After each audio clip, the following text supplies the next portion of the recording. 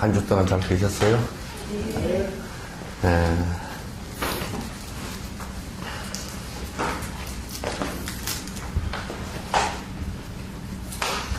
네. 부처님께서 제일 다른 종교와 또 다른 가르침들과 다르게 하신 그 행위 하나 있습니다. 그러니까 많은 다른 종교들과 다르게 말씀하신 것 중에 뭐 여러 가지 있지만은 그 중에 하나가 설사 내 얘기더라도 비판함 없이 무조건 받아들이지 말라. 그래서 그건 나 얘기로부터 비롯해서 이 세상 모든 것을 그냥 관습적으로 습관적으로 전에부터 그래 왔으니까 또는 아무런 의식 없이 받아들여서 행하는 것을 금지한 것입니다.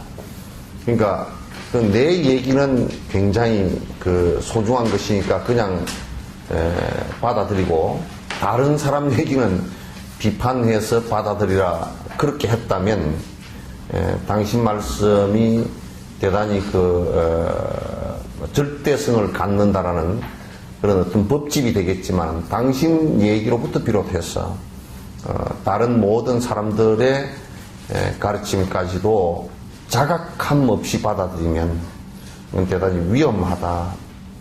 이렇게 말씀하신 것이 다른 성자들과 또 다른 부분, 다른 가르침과 다른 부분 중에 하나입니다. 이 세상은 절대적인 법이라는 것도 없다. 절대적인 법이라는 거 없다. 단지 우리가 불행이라는 것을 갖다가 없앨 수 있는 것을 길을 알았고 그 불행을 없앨 수 있는 방법을 알았을 뿐이다라는 것이지 그 방법 역시도 절대적이지는 않다. 왜냐하면 그보다 더 빠르고 또 더 정확한 방법이 있다면 그 방법을 갖다 선택해서 하면 된다.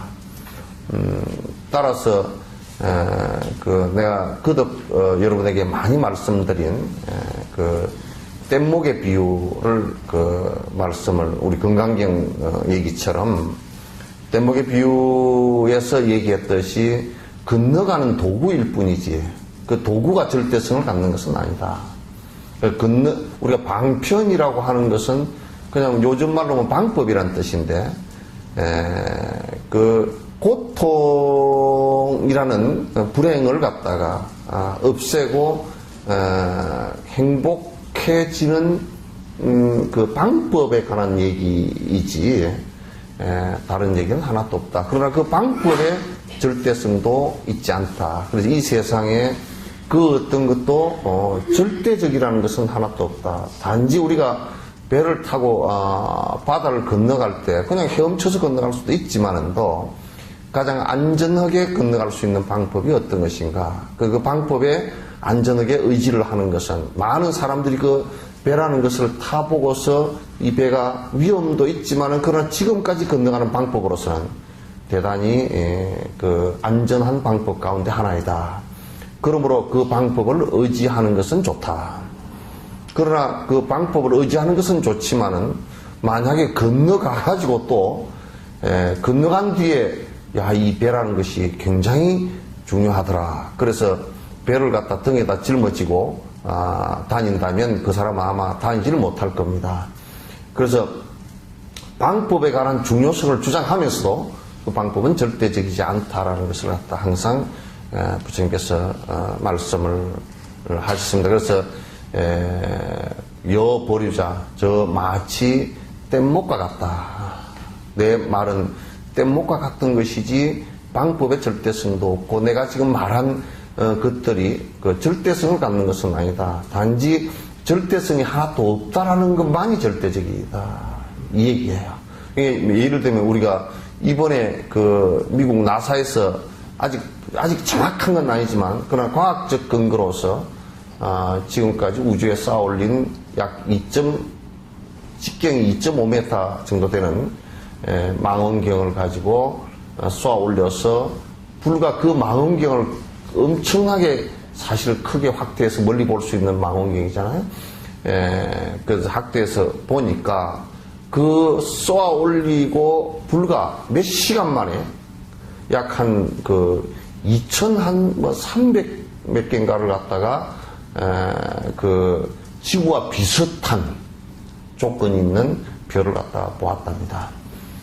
그래서 그 다 추리고 해보니까 지구와 거의 같은 환경, 태평양과 같은 물의 바다도 얼지 않는 바다도 있고 평균 기온이 약 한 22도 정도 되는 그런 그리고 지구보다 좀 크고 또는 핵심, 은하의 핵심으로부터 지구와 비슷한 거리에 있는, 그래서 생명체가 있을 가능성이 가장 높은, 그러니까 지금 우리 지구로부터 약 한 600만 광년? 600만 광년 정도 떨어진 곳에 지구가 있다라고 이제 한다면, 만약에 내가 이걸 갖다 역으로 얘기하면, 이 세상에 생명체가 존재하는 것은 지구 밖에 없다라는 것도 그건 고정관념이다, 그 얘기지. 지구 밖에 없다라는 것은 맞지 않다. 그래서 우주학이 발달하면서 지구와 비슷한 환경이면 지구와 같은 그 행성이 많이 있을 것이다라는 추론도 있었고, 그것을 증명하는 이번에 망원경을 가지고 본 그 시야가 굉장히 상당히 재밌는 그런 내용이었을 것 같습니다. 그래서 지구가 고정되어서 영원한 것이다라는 것도 맞지 않는 얘기고, 우주가 그렇다라는 것도 맞지 않는 얘기고, 그래서 영원성을 갖고 있는 것이 하나도 없다라는 얘기는 지금까지의 발견으로 봐서는 그런 명확한 것 같고, 부처님 말씀에서도 이 세상은 전부 다 무상하다. 그렇기 때문에 무상하다는 원칙에 벗어난 그 어떤 존재도 없다. 그 원칙에 예외는 없다고 말이죠. 예외도 없고 무아인 것에 예외도 없다. 절대 고정불변한 형체라든지 고정불변한 형식이라든지 고정불변한 법이라든지 이것은 이 세상에 그 어느 곳에도 존재하지 않는다라는 것이 원칙입니다.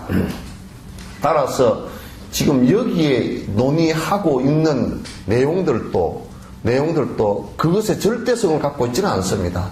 그러나 이 길을 따라서 들어가는데 우리가 배를 탈 때 배 부두에서 타고 또 배를 탈 때 물에 빠지지 않게 타고 그런 것은 배를 또 부위를 입고 이렇게 타는 것은 그 배를 탈 때 안전을 확보하기 위한 가장 중요한 수단이다시.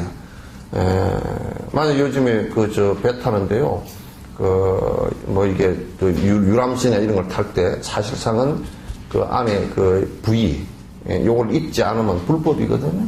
만약에 배가 뒤집어졌을 때, 배는 어쨌든 뒤집어질 가능성이 있거든.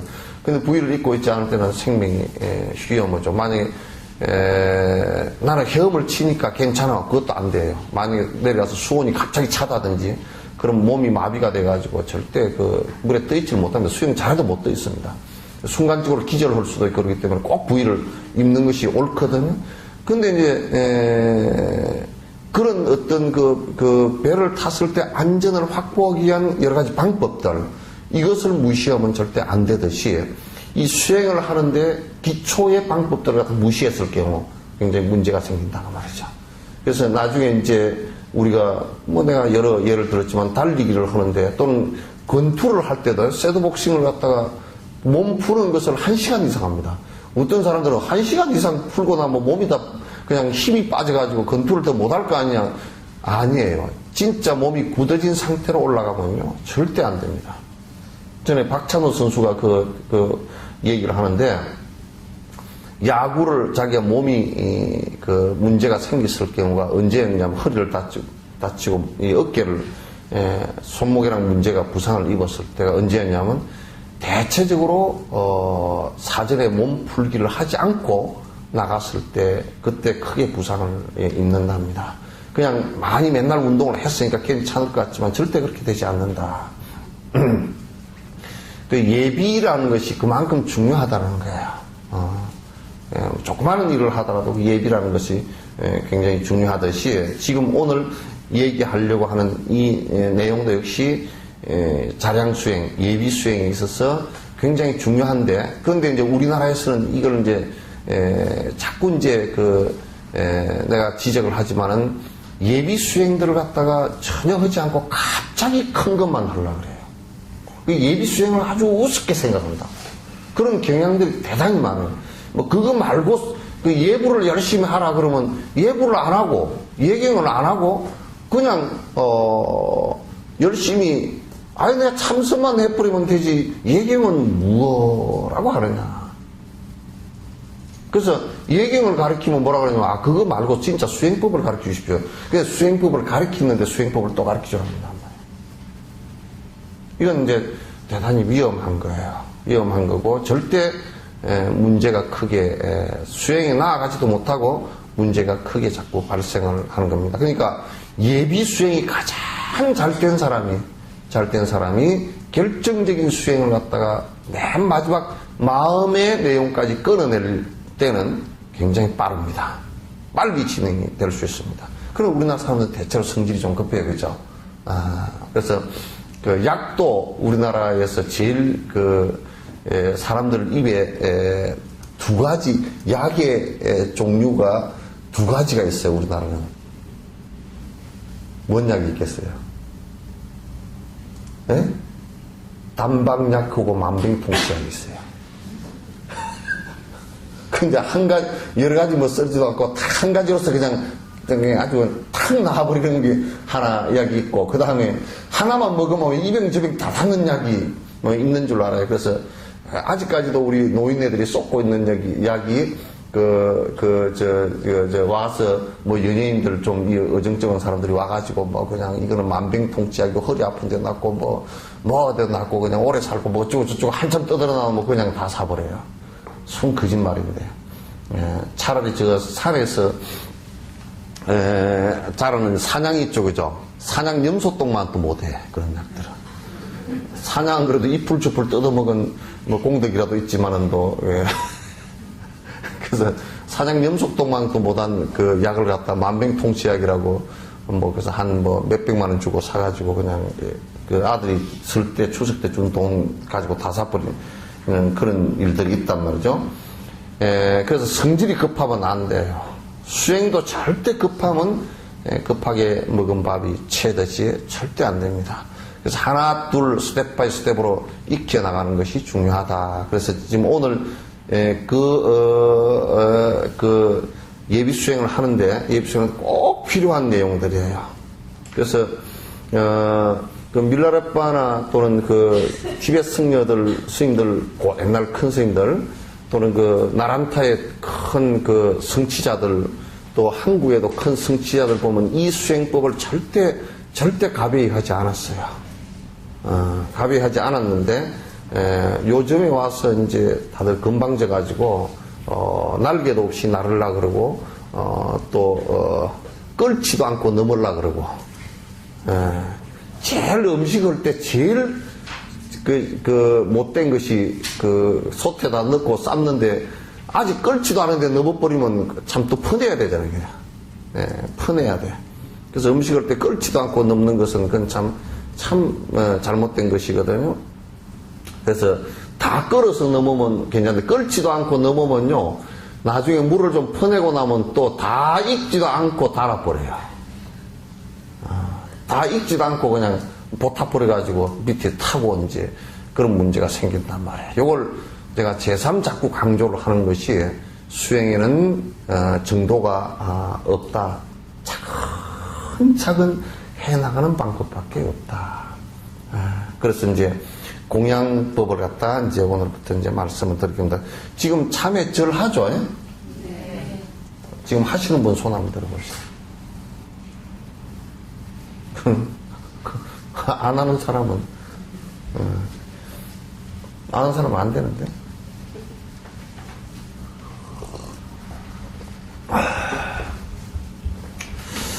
요걸 하면서 전에 이제 그 티베트 스님들 전기나 우리나라 스님들 전기를 보니까 그 토굴 수행을 하면서도 하루도 걸리지 않고 부처님 전에 차 공양을 올리고 꽃 공양을 올리고 또 그 다음에 내가 그 예경을 하고 그 다음에 참회를 하고 하는 이 작업들을 갖다가 하루도 안 쉬고 하고 지금 어느 정도 그런 어느 위치에 올라간 사람들도 그걸 쉬질 않아요. 왜냐하면 올라갔어도 아직까지 많은 스승들에게 내가 배울 것이 있고 배우는 순간은요 참 희한합니다. 수행을 해가더라도 성취가 안 되고 어느 시점에 가서는 탁 정지 상태가 되는 경우가 많아요. 까딱 잘못하면 슬럼프에 빠지기도 하고 또 딜레마에 빠지기도 하고 이제 이런 것이 이제 많은데 그럴 때 이 공양하는 정신이 더 지극하고 예비 이 수행이 지극한 사람은 그 길이 어느 순간에 열립니다. 근데 그 밑이 튼튼하지 못한 사람들은 어느 순간에 가서도 그게 열리질 않아요.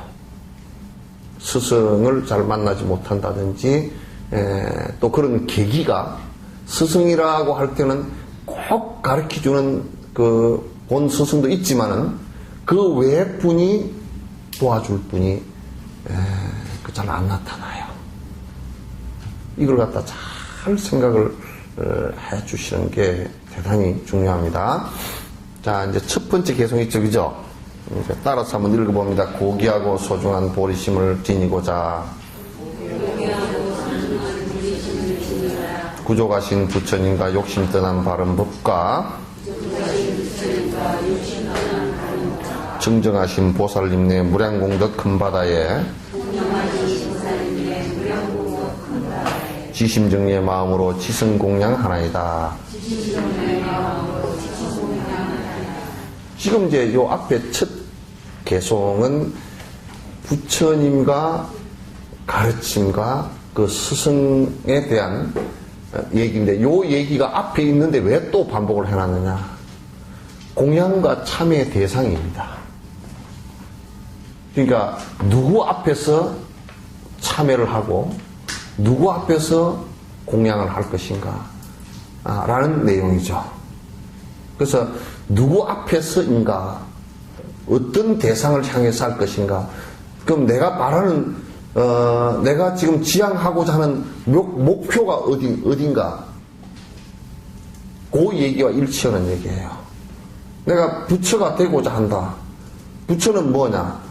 바른 법을 얻은 이다. 부처님과 바른 법과 또 그렇게 그 방향을 향해서 그 목적을 향해서 부단히 나아가는 이들 이 세 가지를 갖다 불법성 삼보라 그럽니다. 그래서 그 대상을 첫 구절에서 밝혀놓은 거야. 그러면 우리가 부처님이라는 어떤 분인가 그렇게 얘기한다 그러면 이욕존이거든. 그러니까 원만한 복과 덕과 지혜를 다 갖춘 이고 또 그 가운데서 법이라는 것은 어떤 존재냐면 부처님께서 법을 정득했기 때문에 그렇게 됐는데 이건 뭐냐면 이욕이요. 욕심, 탐진치, 삼독심을 다 떠납니다. 또 그렇게 되고자 부단히 수행을 하는 수행자 보살들이다 그러네. 이분들에게 내가 이제 공양과 참회의 대상을 갖다가 대상으로 삼겠다. 이게 이제 핵심 내용이에요. 그래서 지금 이 품에서는 내가 무엇 때문에 참여를 할 것인가? 라고 했을 때 내가 지금까지 살아온 많은 윤회의 과정에서 절대적으로 아직까지 완전한 행복을 갖다 이루지 못했다. 그럼 완전한 행복을 이룬 이는 누구인가? 라고 했을 때 부처님이시다. 부처님은 그 무엇 때문에 부처가 되었는가? 다시 그것도 반복하는데 삼진치 삼독심을 떠나서 바른 법에 들었기 때문에 그렇다. 그래서 그 바른 법에 든 부처님과 그 법과 그 법을 따라서 열심히 수행하는 분들께 내가 공양 올리겠다라는 생각을 간절히 가져야 됩니다. 그래 내가 그곳으로 나아가지고 그죠. 그래서 지금 요 뒤에는요 12가지 공양 내용과 또 그 다음에 그쪽으로 나아가고자 하는 강렬한 생각의 참회법과 또 그쪽으로 나아가고자 하는 그 내가 저 사람이 미우면 그렇게 배울 수가 없거든요. 그쪽으로 닮아갈 수가 없어요. 허기야 욕을 하면서 욕을 하면 닮아갑니다. 그죠? 그러니까 아기를 가졌을 때요 시어머니를 된통 욕을 하면 시어머니 닮아버려요. 미운 사람을 된통 욕을 하면 그쪽으로 닮는데요. 그러니까 욕을 하면서 닮는 것도 있지만은 맞죠? 그거는 부정적으로 닮아가는 것이기 때문에 안 좋은 것을 닮는 것이거든. 그럼 그렇게 닮아서는 안 되는 거예요. 찬탄을 할 때는 좋은 점을 보고 찬탄을 하는데 사람은 참 특이한 게 있어요. 뭐 모든 생명이 다 그렇지만도 우리는 어두움을 갖다가 찬탄하지는 잘 않아요. 비판을 하지. 그러나 찬탄을 하는데 근데 대다수가 굉장히 밝은 것을 찬탄하게 되어 있어요. 여러분이 이를테면 전에 누가 그러더라고요. 내가 이제 교도소를 자주 가니까 교도소의 사람들은 대부분이 많은 잘못을 지어서 오신 분들이란 말이야. 거기 들어가 있다고. 그럼에도 불구하고 굉장히 바른 법에 대한 시구와 바른 법을 갖다 좋아하고 찬탄하는 마음을 갖고 있어요. 결국 자기가 잘못했다는 것을 알고 있고 그래서 밝은 곳으로 나오고자 생각은 하고 있지만은 방법을 잘 모르고 알았다 손치더라도 신구이 삼업으로서 실행을 잘 못하고 내가 의식과 내 말과 행동으로서 실제로 행하지 잘 못하고 그래서 잘 안 된다 그런 얘기지. 그러나 밝은 곳으로 나아가고자 하는 생각은 항상 갖고 있어요. 물론 욕망 때문에 강한 욕망의 습관 때문에 어두운 곳으로 계속 말려 들어가는 것은 있지만은 그러나 실제로 보면 모든 사람들의 생각은 나는 좀 더 행복해지고 밝은 것으로 살려고 노력을 하고 있어요. 그래서 우선 첫 번째는 그 공양과 참회와 그 다음에 내가 헌신하고자 하는 대상이 있어야 돼요. 그 대상은 이게 이제 잘못 알면 절대적 대상으로 생각하기 쉬운데 안 그렇지 않아요. 이것도 역시 스승이라는 분도 상대적 대상입니다. 근데 그 상대적 대상에 내가 의지를 하는 것은 그분이 번뇌를 다 버려서 행복을 성취한 자이고, 그래서 나도 그렇게 되기 위해서 그와 같이 찬탄하고 따른다라는 얘기시지, 절대자로서 따르는 것은 아닙니다. 요걸 그 염두에 꼭 두셔야 됩니다. 마치 절대자처럼 그분이 우리한테 그냥 우리가 빌기만 하면 행복을 다 줘버리고 공양을 올리면 행복을 다 주고 이런 것은 아닙니다. 요걸 전제로 하지 않으면 까딱 잘못하면 절대자로서 믿는 것은 불교에서 있는 미신이라고 이제 그렇게 얘기하는 겁니다. 두 번째 이제 그 공양을 갖다 이제 실제로 공양하는 것을 드러내는 것인데, 요 얘기를 이제 하기 전에 좀 먼저 전제되어야 될 얘기가 있습니다. 지금 내가 많은 세밀하게 자꾸 얘기를 자꾸 하려는 이유가 요런 것을 갖다 그냥 대충 하고 넘어가 버리면 요 부분이 자꾸 결손되어졌기 때문에 사실은 한국 불교가 많은 거칠은 모습들이 있고 또 미신에 빠진 모습들이 있기 때문에 내가 자꾸 세밀하게 말씀을 드리는 거예요. 우리가 무엇을 하고자 할 때 세 가지로 나누어서 정리할 수 있습니다. 하나는 실제 몸으로 행동하고 있는가라는 거 하나고, 두 번째는 말을 그렇게 하고 있는가라는 거 하나고, 세 번째는 마음까지도 그렇게 하고 있는가. 신구의 삼업이죠, 그죠? 몸과 말과 마음에 관한 문제예요. 우리가 선행을 한다 그럴 때도 실제로 행동을 하고 있는가? 또 그 다음에 그 사람 말도 선행을 하고자 말이 그렇게 되어 있는가? 또 그 사람 생각도 그런가? 이게 세 가지가 다 일치하는가라는 문제예요. 근데 마음은 별로 그런 게 없는데 그냥 친구가 하자니까 뭐 좋은 일이니까 하소 이렇게 돼 있다든지, 또는 신이 나는 매음은 그런데 말도 안 그러고 행동도 안 그래, 마음만 그래. 그건 귀신이라. 선행 가운데 귀신 선행이라. 행동은 하나도 없어. 그래 기득권자들이 그런다고, 우리도 선행하고 있다고, 뭘 한 모습이 하나도 없지 않느냐, 뭐라 그래? 마음으로 하고 있다. 저래 열심히 나는 다닌다고, 별로 다닌 본 적 없는데요? 근데 맹으로 그런 거. 그래서 불자들은요, 한국의 불자들은 사투리로 맨만 불자들이 꽉 찼어요. 마음만 불자들, 심정적 불자들이라 그래요.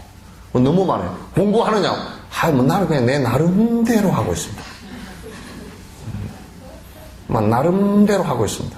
나름대로 절에 다니고, 절에 어떻게 다녀? 관광 갔다가 산에 절이 있으니까 가서 그냥 절이나 꾹뻑하고 옵니다. 그것도 바쁘면 등산 앞에 실어서 절 앞에서 꾹뻑 절만 하고 옵니다.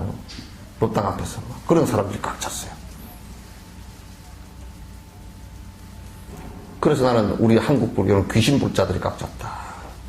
마음만 불자들이 꽉 찼다. 실제로 내가 행동까지 옮겨갔느냐라고 할 때는 행동까지 옮겨가거나 말 단계까지도 잘 안 옮겨가는 경우, 내가 그걸 어떻게 증명할 수 있느냐 물어보면 그래요.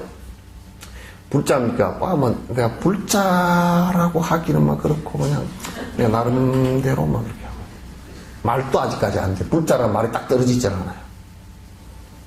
행동을 실제로 그러면 합니까?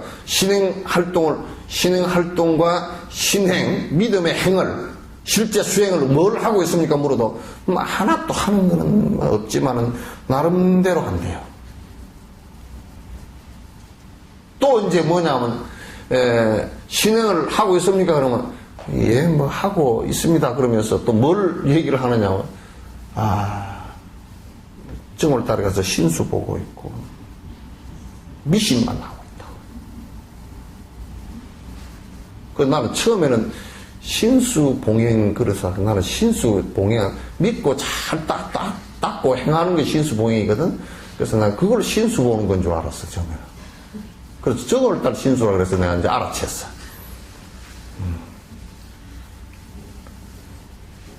안 돼요.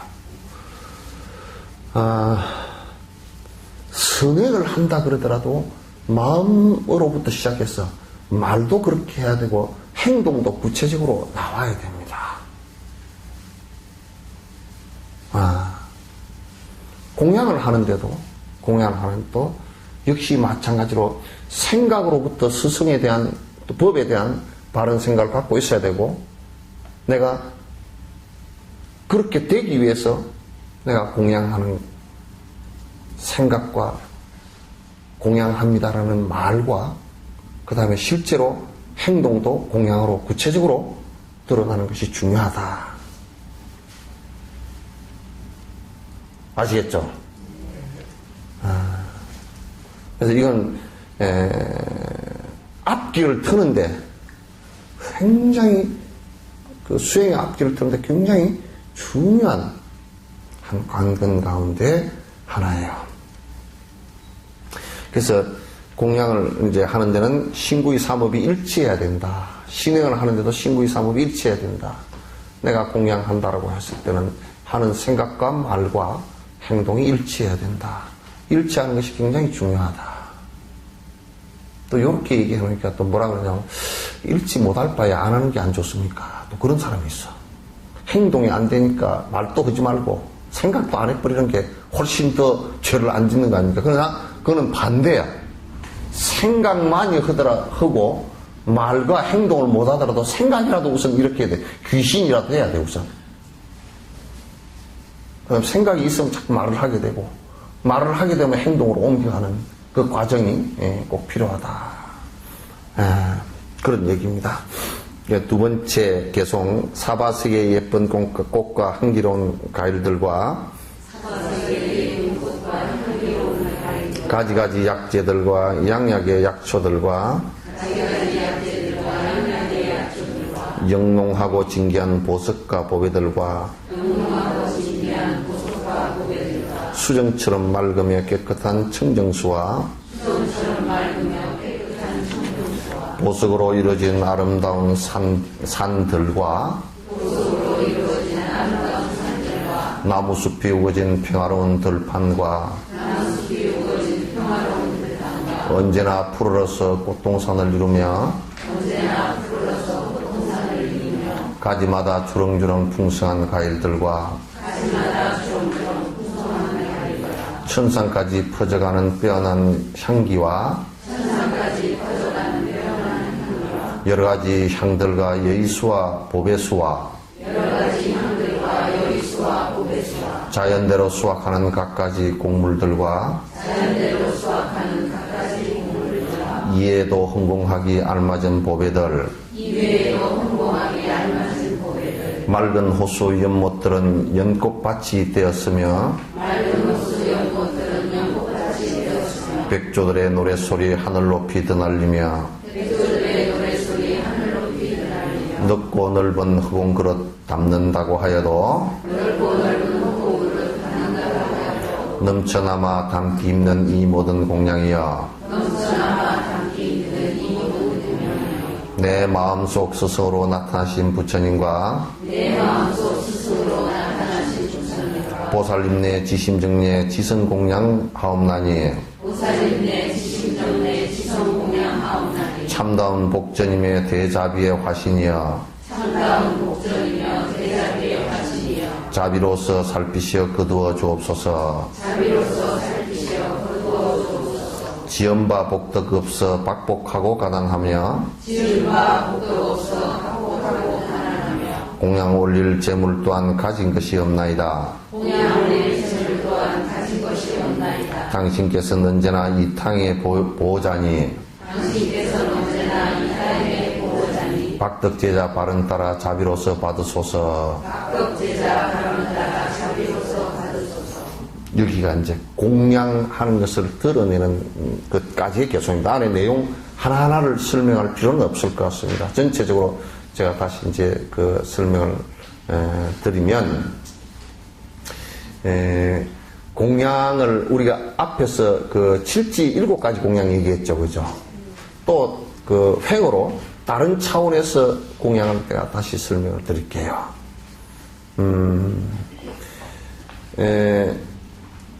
우리가 공양을 할 때 제일 거칠게 드러나 있는 부분에 대한 공양이에요. 그것은 우리를 둘러싸고 있는 외부 조건에 대한 공양들이에요.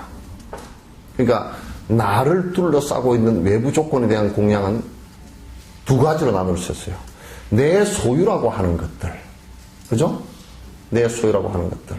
그 다음에 내 소유는 아니지만 자연 조건들에 관한 것들. 외부적 조건들에 관한 것들. 그러면 이것을 왜 공양을 하느냐? 공양하고자 하는 생각을 하느냐? 이것은 뭐냐면, 여러분, 천수경에 도량, 청정, 무아의 그런 얘기 있죠. 그죠? 도량이라는 것은 내 주변 조건들에 관한 얘기예요. 도의 장소가 되게 한다는 뜻이 있어요. 그러니까 내 주변 것들이 도의 장소가 되게 하기 위해서는, 도량이 되게 하기 위해서는 청정해져야 돼요. 청정해지는데 어떻게 하면 청정해지겠어요?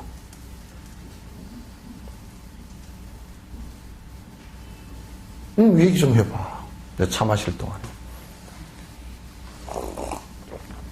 도량 청정이 어떻게 해야 청정이 되겠어요? 청소하는 거? 예? 청소하는 것도 그 마음이 깨끗해지면 되는데 어떻게 하면 마음이 깨끗해지겠어? 내 주변 조건들에 대한 욕심이 멀어져야 돼요.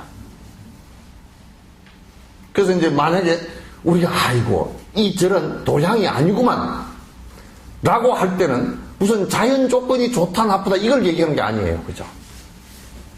에이 여기는 도량을 버려놨구만.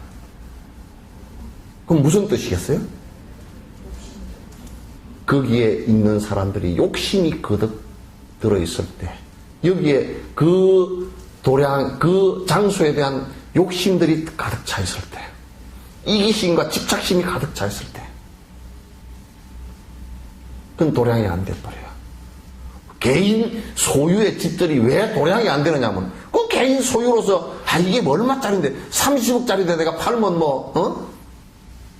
이런 생각을 갖고 있으면 그건 이미 도에서 바로 사는 길에서 벗어난 길이죠. 그렇죠? 만약에 이 포교당도 또는 절도 이게 얼마짜린데 말이야. 그래 요즘에 가끔 그런 얘기가 있대. 신도 한 사람당 얼마씩 받고 다음 주지한테 넘기는 사람들도 있다는 거예요. 그건 도량이 아니고 장사지. 그러면 도량이 되게 하기 위해서는 내가 지금 이 절뿐만 아니라 내가 갖고 있는 모든 것을 갖다가 스승께 바칩니다라고 했을 때는 스승과 법에 바칩니다라고 했을 때는 그 욕심으로부터 떠나는 마음으로부터 마음이 정지되는 상황이 된다고요. 그러면 그 주변이 청정해지기 시작하는 거죠. 욕망으로 덮여있지 않다. 그래서 여기에요. 예쁜 꽃과 향기들과 주변의 뭐 산과 들과 산과 뭐 어떤 강과 모든 것을 다 공양합니다. 라고 했을 때 그럼 부처님이 그걸 다 받아서 그러면 부처님 등기 앞으로 다 해놔라 그러겠어요? 그거 없으시겠죠, 그죠? 이거는 전부 다 내 거다. 부처님 내 앞으로 등기를 다 해놔라. 그렇게 한 적이 없죠. 스승들께서 이건 전부 다 이제 네가 바쳤으니까 내 등기로 다 해놔라. 그거 없죠, 그죠? 예? 그거 있어요? 없단 말이야. 제일 좋은 방법이 그 이제 원효 스님도 옛날에 당신이 태어난 곳까지도 그 도량으로 다 바쳤다고요. 그게 뭐 종단에 기속시켰다 그보다는 뭐 그런 행식적인 것도 있지만은도 가장 중요한 것은 이 장소나 이 조건이 모든 사람에게 행복을 주는 장소가 되었으면 좋겠다라고 하는 이게 공양의 첫 번째예요. 그러려 그러면 내가 이건 내 겁니다. 그 소리 해서는 안 돼요. 그러니까 법에 부처님께 바친다라는 것은 그 대상으로 부처님을 보지 말고 부처님이 뭐 무슨 등기 해달라고 하시는 분이 아니니까. 그러죠? 뭐 그래 안 그래? 그래서 이제 이 공양은요 주변 조건과 내가 가지고 있는 것들을 공양 올리겠습니다 라고 공양의 마음을 내면 그 물건들이 그 주변 조건들이 모든 사람에게 행복을 주는 조건으로 변화한단 말이에요. 그럼 도량 청정이 되지. 도량이 청정하지. 나중에 나와요. 이 몸까지도 모든 중생의 행복을 위해서 바치겠습니다. 몸도 청정해지기 시작해 이제. 이 몸을 사용해서 내가 돈을 좀 벌어가야 되겠는데 내가 높은 명예를 좀 얻어야 될 건데 내 욕심을 부리기 시작하면 더러워지죠. 청정함과 더러움과 법과 비법은 욕심으로 나아가느냐 중생의 행복으로 나아가느냐 그 차이에 있을 뿐이에요. 그래서 이걸 이제 이렇게 관상을 하는 거예요. 그러니까 여러분도 한번 가만히 관상을 해보면, 여러분 부동산 많아요? 별로 없어요? 그러니까 맨 끝으로 일어나서 복 지은 게 별로 없습니다. 바치려고 보니까 별로 없습니다. 그럼 많이 있습니까? 어떻습니까? 부동산이. 강남 송파구는 다 내 거다 하는 사람 있어요? 별로 없는 거 봐. 그럼 이제 우선 제일 첫 번째 마음으로라도 좀 풍성하게 합시다. 지나가다가 오리가 5마리 있구나. 저것도 모든 사람의 행복을 위해서 됐으면 좋겠다. 그러니까 오리 지나가는데 사람이 스트레스를 받아가지고 막 그냥 성질이 나 있는데 오리가 물에 동동 떠서 노는 거 보니까 좀 잠깐 마음이 머물러서 편안해졌다. 그것도 되죠, 그죠? 내 건데 보지 마시고 돈 내고 보시오. 그러고 성질 날 거라. 근데 누가 분재를 잔뜩 해놨어.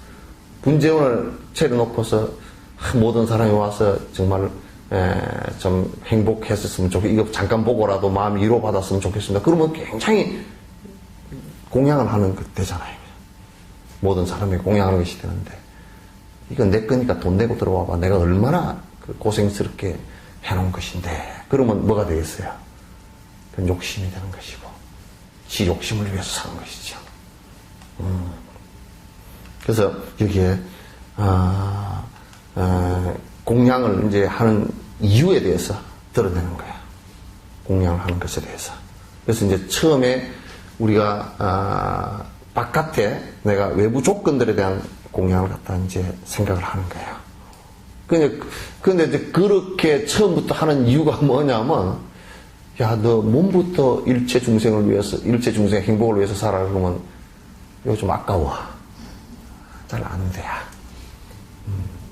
내가 내 바빠 죽겠는데, 내 돈 벌기도 힘들고, 내 밥 벌어먹기도 힘든데, 내가 남을 위해서 사는 것은 내가, 그거, 특수한 사람이나 하시오. 나는 내대로 살 거니까. 이렇게 해버린다고요.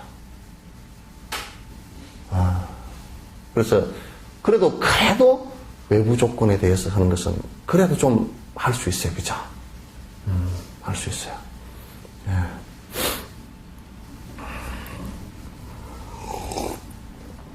그 다음에 두 번째 이제는 헌신 공양이거든. 자, 8번째 계속 있죠? 예, 이제, 여기 한번 보십시오. 그 안에는 그냥 읽어보면 알 수 있겠죠? 근데 이제 요 얘기를 하면서, 내가 다른 걸 하나 더 말씀드리고 가야 되겠네. 뭐냐면, 하면서, 부처님 전에, 요 읽으면서요, 관상 공양을 좀 해보십시오. 실제로 그렇게 안 되면, 실제 그렇게 할 수 있는 것이 없잖아요. 아직까지 없으면 이제 관상 공양을 한번 해보십시오. 부처님께 공양 올리면서 차를 공양을 한 잔 올리시면서도 이 세상에 모든 이 갈증난 자, 번뇌로서 갈증난 자거나 현실적으로 몸으로서 갈증난 자 모두 이 차를 잡수시고 다 갈증이 해소됐으면 좋겠습니다 하고 탁 머리 한번 떠올려 보세요. 한 잔 올리면서도 기쁘지. 마음으로는 그게 됩니다. 그죠? 옛날에 어떤 스님이 가서 입문하겠다고, 법제자 되겠다고 와서 인사를 드리니까 그 스님 무조건 3,000배를 하고 오라 그래. 성철 스님 비슷했던가 봐. 그냥 가서 절을 하고 5분 만에 왔어. 3,000배를 아무리 빨리 하려도 7시간 반, 8시간 걸리거든. 스님아, 왜 그렇게 빨리 왔냐 그랬더니 부처님 1,000분 있는 데 가서 3번 절하고 와봐.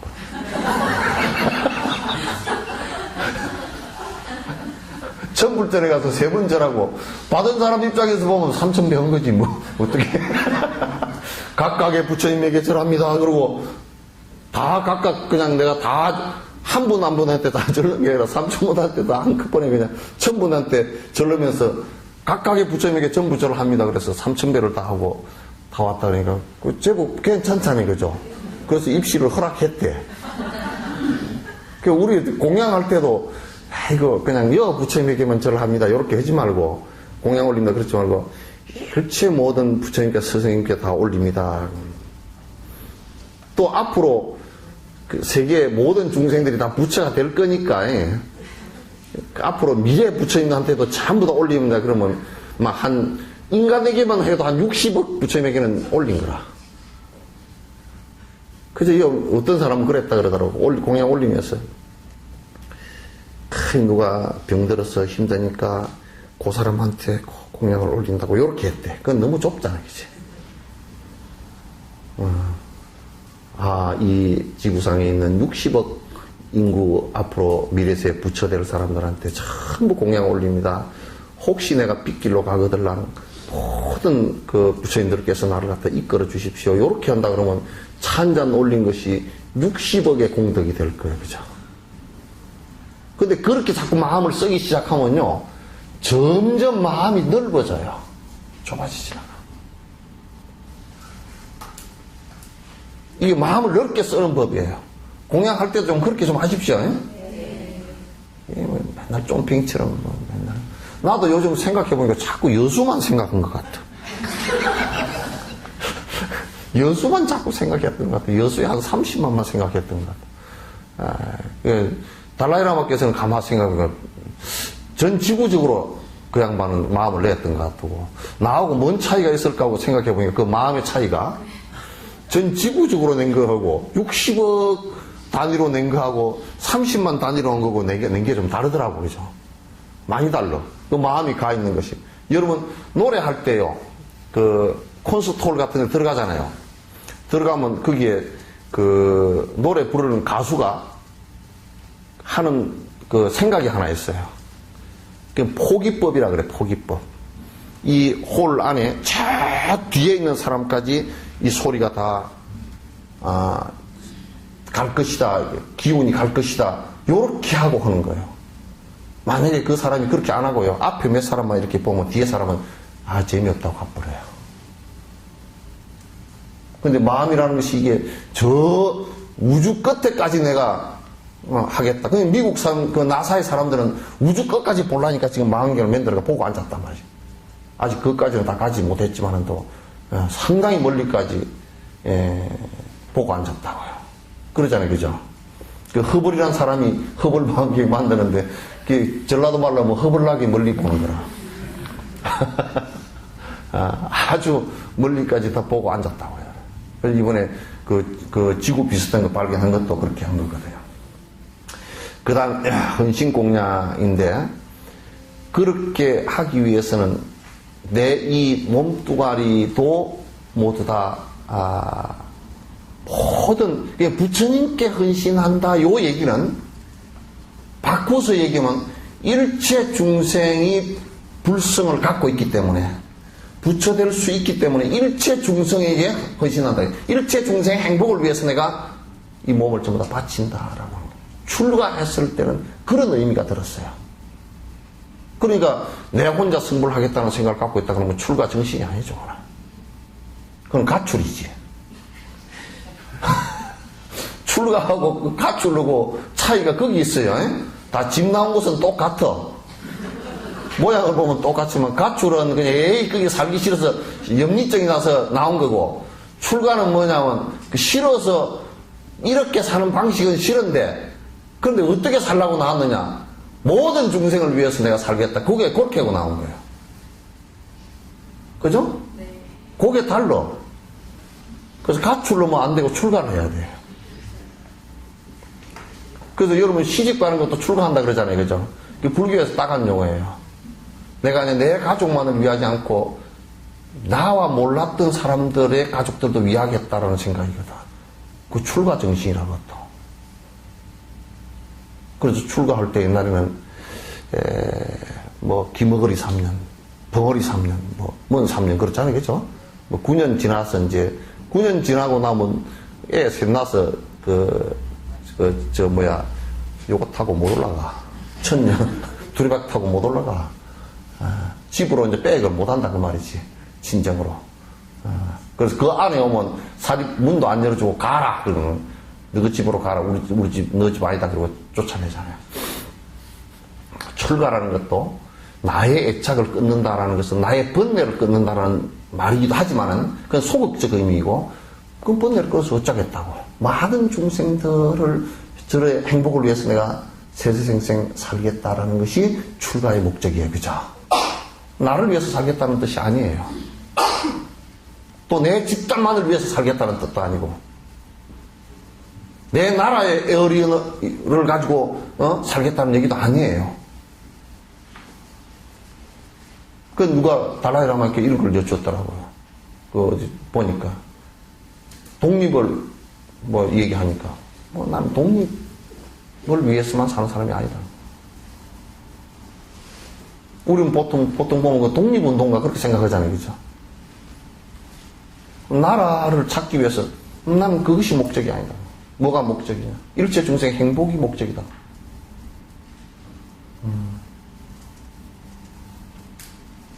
그게 우리 독립운동하고 좀 다른 거라. 그렇기 때문에 독립운동을 한다 그러면 테러도 하고 상대를 위해서 싸우기도 하겠지만은 근본 목표는 모든 중생의 행복을 위해 서는데 우리 때문에 죽는 사람은 불행하잖아요. 그렇죠? 못하겠다는 얘기예요. 그게 비폭력이에요. 그게 헌신이죠. 내 몸이 고통을 당하더라도 다른 중생의 행복을 갖다 해치지 않겠다라는 것이 헌신 아닙니까?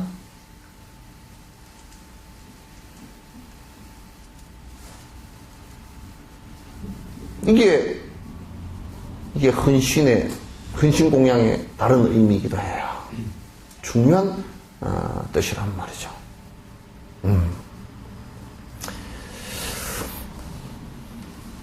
읽었습니까? 안 읽었죠? 승리자인 부처님과 열애사인 보살님께 여기에 이 정성을 해놨죠. 그죠? 요걸 온 몸을 그렇게 바꾸세요. 온 몸을 다 바쳐서 영원토록 공양하니 천상천하 대용세존 받아들여 주시옵고 존경하는 열애위의 백성 되게 하옵소서. 그 언제나 불보살의 보살핌 그 안에서 생사윤회 공포 없이 중생들께 이익 주며 이 전생의 지연죄 모두 씻어내고 이 후에는 제업일랑 추호라도 지으리까. 이제 그 앞 개송은 헌신 공양에 관한 내용인데 그 뒤에는 그걸 보완하는 내용입니다. 온몸을 다 바쳐서 영원토록 공양한다라는 것은 일체 중생의 행복을 위해서 내가 전념하겠다. 나를 위해서는 살지 않겠다. 이 길이 부처가 되는 길이라는 것을 내가 확신한다. 이 길이 보살의 길이라는 것을 내가 확신한다. 따라서 내가 일체 중생의 행복을 위한다면, 조그마한 행복이라도 위한다면 내가 몇백 번을 죽는 한이 있더라도 조그만 중생의 행복을 위해서라도 내가 최선을 다하겠다. 조금치라도 남의 불행해지는 일을 갖다 내가 나로 인해서 불행해지는 일은 용납하지 않겠다. 이 몸이 안락하고 이 몸이 편안하고 이 몸이 부유해지기 위해서 내가 노력하지 않겠다. 모든 중생을 위해서 내가 사는 일을 하겠다. 이것이 이제 이 헌신의 기본이에요. 사실 이거 외에는 사실 다른 게 없을 정도예요. 그러나 우리는 대다수가 나를 위해서 살잖아요. 그죠? 저번에 이제 처음에 이제 그 티베트 불교를 접했을 때 티베트 불교에 그 스님이 오셔가지고 병문안을 하게 됐는데, 병문안 할 때 이제 그 스님이 이제 암이 있으셔 돌아가시게 됐는데, 그 위로를 하시면서 이제 그 뭐 다음 생이 있으니 염려하지 마십시오라는 거 하나 하고, 그 다음에 기도하시되 내 이 아픈 것으로 인해 모든 사람의 아픔을 내가 다 거둬가기를 바람합니다. 요 기도를 좀 하시라고 그러더라고요. 내가 아파 죽겠는데 뭐 내만 아파 죽겠는 것 같지. 그러나 이 세상 사람들 보면 많은 중생들이 생로병사의 가운데 병의 고통이 엄청나지 않습니까? 그 병의 고통이 엄청난 것은 우리가 보면 병원이 엄청나게 많은 거 보면 알 수 있죠. 그죠? 그죠? 그 병원이 다 밥 먹고 사는 거 보면 알 수 있죠. 그럼 엄청나게 아프다는 뜻이거든? 그런 이제 우리가 그들을 위해서 생각할 때, 내가, 이 아픈 것으로 인해서 모든 중생의 병이 내 아픈 것으로 인해서 다 없어졌으면 좋겠습니다. 라고 한다면, 물론 그런다고 해서 병이 다 없어지진 않죠. 그러나 내 마음에 중생을 위하고자 하는 그 중생의 병에 대한 고통을 더 깊이 인식하게 되고 그 불행을 갖다 들어주기 위해서 노력하는 모습이 된단 말이에요. 그게 약사경의 전부 다예요. 약사열의 경에 전부 다란 말이에요. 그 우리나라 저 약국 그런 분들 약사 있잖아요. 그죠? 그 약사라는 말이 전부 다 약사열에서 나온 말이에요. 약사열에서 나온 말이에요. 이런 정신도 전부 이 헌신 공양에서 나온 헌신 공양에서.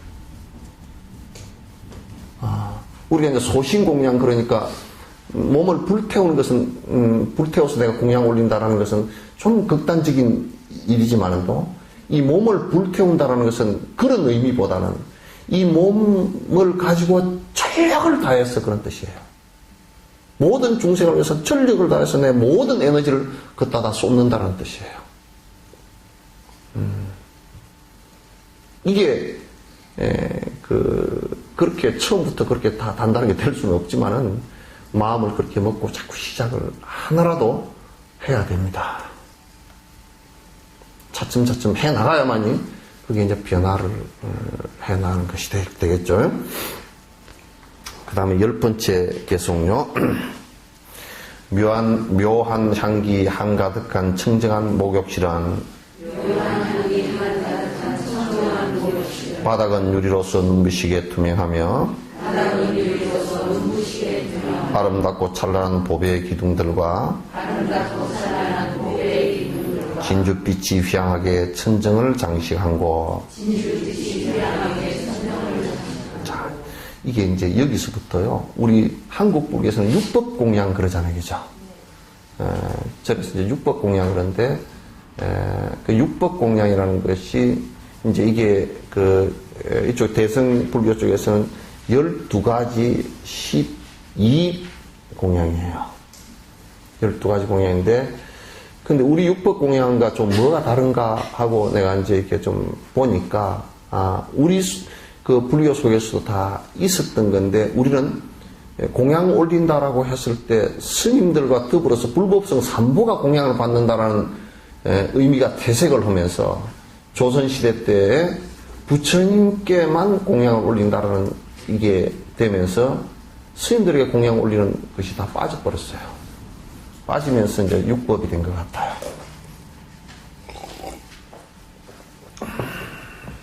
그래서 이제 우리 육법 공양 그러면 뭐 있습니까?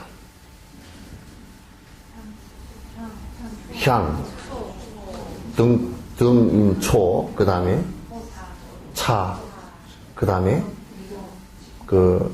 매, 밥, 공양, 또,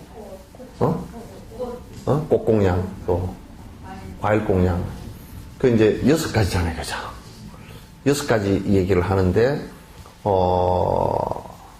그게 물론 부처님 위주로 이렇게 생각을 하다 보니까 이제 그렇게 된 건데, 이제 그렇지 않고, 불법성 삼보, 지금, 수행하는 수행자에게 공양을 한다라는 것이 포함되지만, 좀 달라지죠. 달라지는데, 이제, 아마 여기에서 그때 산티데바께서, 12가지 공양을 갖다 말씀하신 것은, 우리가 조선시대 때 했던 그런 공양 차원이 아니라 불법성 삼보를 한 흐름으로 놓고서 공양하는 내용을 갖다가 말씀하신 것 같아요. 그게 더 정확한 것 같습니다. 그래서 열 번째 개송 있죠, 그죠? 요 개송은 이 관정에 관한 개송이에요. 그런데 요건 여러분이 이번에 그 인도 가신 분이나 또는 그 전에 갔을 때 달라이라마께서 천수천한 관세음보살 관정 내리신 게 있죠, 그죠? 이제 그 관정은 지금 우리를 갖다 정화하는, 이제부터 내가 이렇게 하지 않겠다라는 정화의식의 첫 번째예요. 그러니까 다시 얘기해서 기의식이나 이런 것이 안에 다 포함돼요. 기와 참회가 다 포함되죠. 다시 지금까지 의지해온 허망한 것들에는 의지하지 않겠다라는 선과 그걸 끊기 위해서 참회를 하는 것과, 그럼 어디에 의지할 것이냐라는 것은 스승과 법에 의지하겠다는 뜻이에요. 그러면서 계를 받고 하는 의식이 관정이란 말이에요. 물론 이거는 이제 뭐 이를테면 기독교에서 세례하는 의식이나 지금 인도에서 강에서 목욕하는 의식 있죠. 그런 의식이 과거 종교의 그것이 원행이지만은 불교는 그 의미가 달라요. 그것을 그네들은 외적인데 정화의 의식이 있다고 생각했고, 불교는 내적인 탐진치를 끊는 것에 그 목적이 있다. 그 방법이 거기에 있다. 라고 했기 때문에 요 정화의식은, 관정의식은 주로 내적인 참회와 기 또는 숙에 여기에 있습니다. 그래서 이제부터 깨끗한 마음을 가지고 깨끗하게 살아가겠습니다. 라는 뜻이 들어있어요. 그래서 첫 번째는 이거 관욕의 의미가 들어있어요. 요거는 부처님을 목욕시켜드린다라는, 그 목욕의 공양을 올린다라는 뜻도 있지만도 이것은 내 스스로의 내가 이제 서원을 하고 바로 살아가겠다라는 관정의 의식도 있습니다. 그래서 이거는 관상으로 이제 한번 해보셔도 하시면서 관상으로 계속 하시는 게 좋을 것 같습니다. 그 안에 뭐 묘한 향기 가득한 청정한 목욕실은 바닥은 유리처럼 눈부시게 투명하고 아름답고 찬란한 보배의 기둥들과 진주빛이 향해 그 천정을 장식한 곳. 이거는 이제 그 관정의 주변 조건을 전부 다 들어서 해놓은 것이에요. 자, 11번째, 부처님의 당신의 아들이신 보살님께 수많은 보배병에 귀한 향수 가득 채워 잔잔하고 아름다운 음악소리 함께하며 온 정성을 다하여서 목욕시켜드리리라. 지금 이제 관정의식을 지금 하는 거예요. 관상으로. 그런데 그 관정의식을 하는데 우리가 그때 갔을 때 왜 그 향수 이렇게 부어서 이렇게 이마에 하게 했죠, 그죠? 그 의식이 여기에 이제 해당되는 것 같아요. 그러니까 여기에 이제 그 관정하면서 공양하는 것이 첫 번째가 향수예요. 이쪽에서 보니까 요 지금 향수에 가는 거예요. 그 향수를 왜 올리느냐? 그게 정신에 지금 이제 저는 관심이 그게 우리 정신에 무슨 영향을 주느냐? 향수가 요 향수라는 그 자체가 물론 뭐 진정의 효과도 있고 이제 이런 효과도 있지만 그런 효과를 얘기하는 것이 아니고 심리적으로 이 향수라는 것은 우리가 인간이 갖고 있는 그 의식이 향수는 깨끗하다라는 뜻이 들어있죠, 그죠? 더러움을 정화한다는 뜻이 들어있어요. 이를 통해서, 이 공양을 통해서 내가 이제 더러운 삶을 갖다가 깨끗하지 못한 삶을 이제 벗어나겠다라는 뜻이 의미가 거기에 들어있어요. 그래서 이제 향수 공양을 올리는 것은 실제로 향수를 올리기도 하지만 관상으로 하더라도 이건 그런 정신이 거기에서 살아나올 수 있습니다.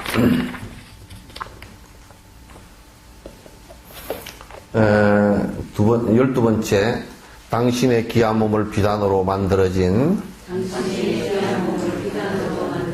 깨끗하고 향내나는 수건으로 닦으리다.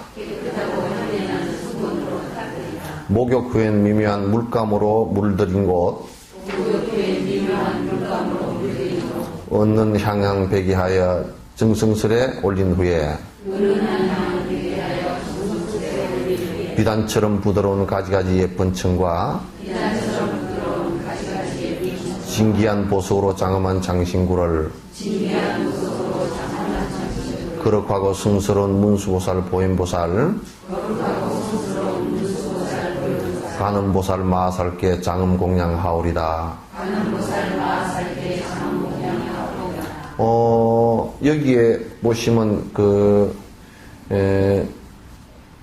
당신의 귀한 몸을 비단으로 만들어진 깨끗하고 향내나는 수건으로 닦으리다. 목욕 후에 미묘한 물감으로 물들인 얻는 향 배기하여 정성스레 올린 후에 요 이제 개송은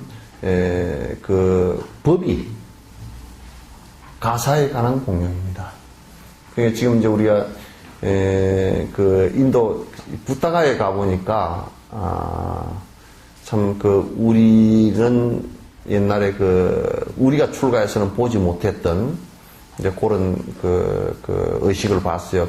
지금도 가면 부타가야에 불상 있죠, 그죠? 불상과 그 다음에 저쪽에 쿠시나가라의 불상에 이렇게 부처님 금난 가사를 지어서 이렇게 이제 입혀드리고 또 갈아입혀드리고 하는 의식을 계속합니다. 법위에 관한 것이죠. 그러니까 요것도 이제 관상으로 해도 되고 실제로도 이렇게 해야 되고. 근데 우리 지금 불국사에 가서 보시면 우리 불상들이나 지금 마애불 같은데 이렇게 보시면 전부 다 그 안에 채색이 없이 그냥 돌색이죠, 그죠? 밑바탕이 그냥 보니 돌이 다 드러나 있어요. 근데 실제로는 그게 전부 다 채색이 되어 있었고, 또 스쿠란 부처님 같은 경우도 지금 부타가야 대탑의 부처님처럼 불상처럼 다 가사를 실제로 가사를 다 입고 있고 그런데 지금 이제 여기 불상 같은 경우는 전부 다 금으로 다 했잖아요, 그죠? 근데 옷 모양들 매무새들이 다 있죠, 그죠? 근데 이제 가사를 원래는 그렇게 가사를 법위를 드리는 겁니다. 그래서 우리 어릴 때 출가했을 때만 해도 가사 불사를 갖다 절에서 많이 했습니다. 해서 이제 스님들에게 가사를 갖다 지금 요 가사 법위를 갖다 공양하고 또 안에 법위들도 전부 다 공양하고 했던 그런 것을 우리는 어릴 때 이제 출가했을 때 봤는데 아무튼 법위를 공양하는 것도 요거는 지금 우리가 육법 공양하는 데는 요게 우리 없죠, 그죠? 없는데 요게 지금 이제 원래는 부처님에게 올리는 가사와 더불어 스님들에게 올리는 공양하는 가사가 다 법위 공양으로서 진행이 됐었고, 이제 옛날에 내가 몇 주 전에 말씀드린 공양을 하는데 있어서 스님들은 경제 활동을 하지 않기 때문에 공양하는 것이 옷의 공양도 굉장히 중요하다. 그러니까 기본적으로 살아갈 수 있는 정도의 공양은 꼭 필요하다. 이제 이렇게 이제 말씀드릴 수 있어요. 13번째 개송은 거기에 이제 장신구예요. 여러분, 간세음 보살님이나 이런 분들 보시면 여기 많은 장신구가 있죠, 그죠? 장신구가 있어요.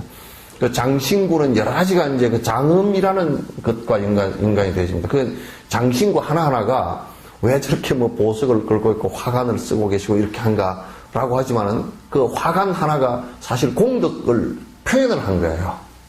여기에 보석이 자체도 보신부를, 그러니까 보살이 대성행을 할 때 일체 중생을 위해서 일체 공덕을 베푸는 것을 상징하는 것들이에요.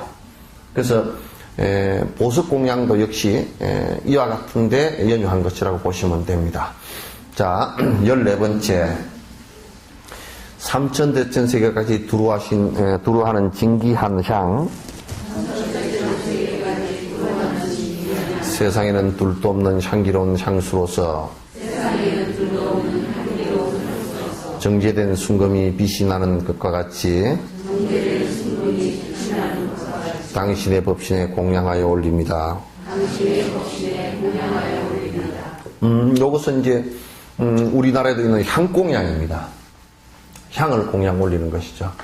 그래서 이제 우리 시달린문에 이런 게 나와 있어요. 이 한계피의 향으로서 맑은 법신을 성취하소서, 그런 기원문이 있는데 그와 같이 향을 올리면서 향 공양은 아까도 앞에서 향수와 같이 요거는 정화한다는 뜻이 들었어요. 그러니까 이 향을 여러분이 제사 때 올리는 것도요, 그 기원이 굉장히 깊습니다. 왜 그러냐면요, 옛날에는 세균을 억제할 수 있는 방법이 별로 없었어요. 음식에도 역시 마찬가지고. 그래서 우물 같은 데도 옛날엔 전부 다 향나무를 이런 큰 향나무를 우물 밑에다 묻었습니다. 그 향나무에서는 뭐가 있느냐면 세균을 억제하거나 죽이는, 박테리아를 억제하거나 죽이는 물질이 있습니다. 그걸 옛날에 정확하게 알지는 못했어도 안에 내용을 알았던 것 같습니다. 그래서 이제 우물 밑에다 묻었거나 또는 음식을 할 때 훈제를 하는 것도 역시 마찬가지로 그런 양리작용을 이용한 겁니다. 그게 이제 종교로 들어오면서 향을 가지고 향을 앞에 피우는 것은 이제 모든 세속적인 것을 정화한다는 뜻이 들어있어요.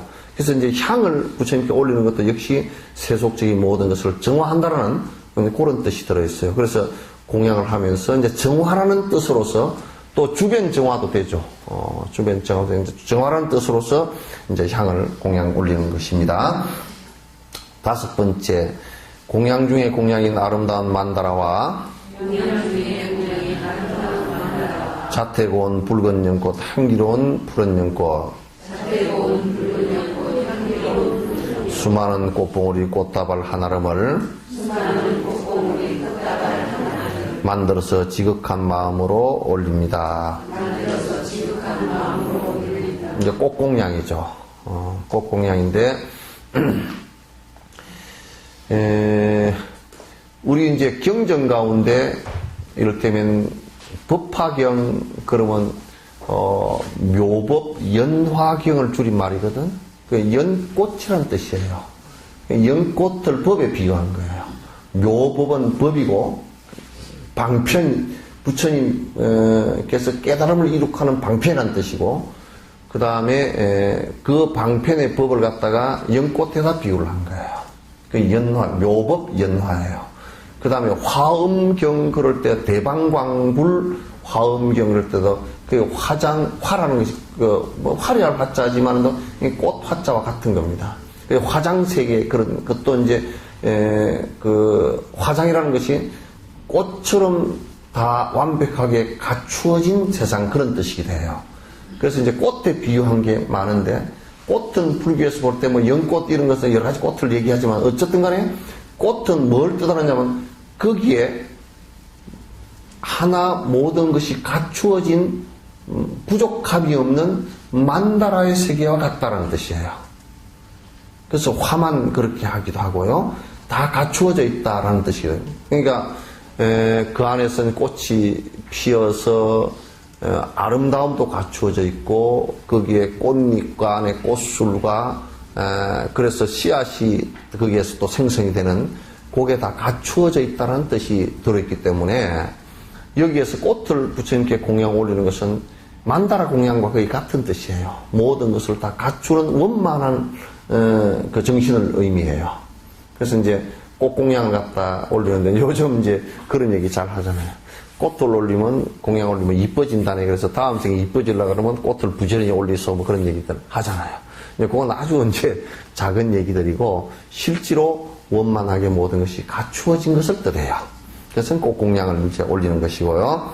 자, 16번째, 매혹적인 황홀한 최고의 향 가득가득. 사르르 피어나는 향기구름 올리나니, 드시고 마시는 음식물과 공양을 미묘한 천상 음식 모두 함께 올립니다. 그러니까 부처님께서는 사실 일종식을 하셨다 그래요. 한 가지 음식만 드셨다 그래요.